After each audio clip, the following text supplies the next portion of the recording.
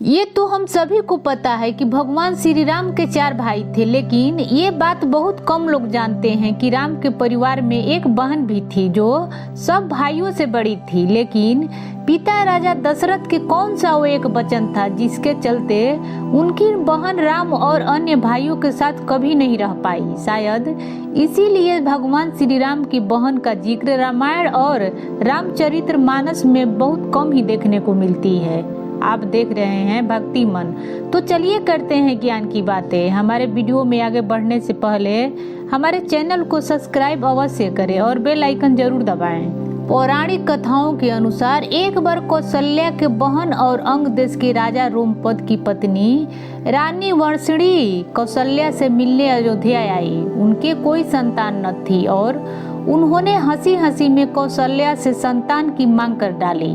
कौशल्या ने राजा दशरथ से कहा और दशरथ जी ने रानी वंशड़ी को वचन दिया और रघुकुल का वचन निभाते हुए अपने बच्ची को रानी वंशड़ी को गोद दे दिया। इस तरह शांता अंग देश के राजकुमारी बन गई। हालांकि कुछ कथाओं में कहा जाता है कि राजा दशरथ ने शांता को किसी ऋषि को गोद दिया था और उसी ने शांता का पालन पोषण करके उसका विवाह ऋषि श्रृंगी से कराया। शांता बचपन में ही अंग प्रदेश चली गई और इसी कारण राम और अन्य भाइयों के बाल्यकाल में शांता का जिक्र कम आता है। शांता अंग देश में अपने पिता राजा रोमपद के राजकाज चलाने में काफी मदद किया करती थी। एक बार वो अपने पिता के साथ बैठकर बातें कर रही थी कि एक व्यक्ति आया और वह राजा के सामने रोने लगा। पता चला कि राज्य में सूखे पड़ गए हैं और सूखे की वजह से सारे लोग दिक्कत में आ गए हैं।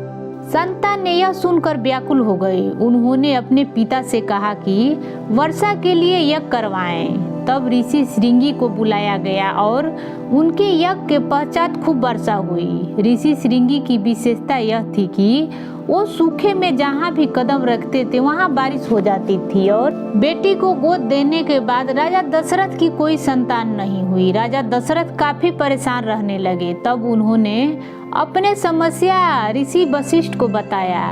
ऋषि वशिष्ठ ने दशरथ को श्रृंगी ऋषि से पुत्र कौमेटी यज्ञ करवाने को सलाह दी।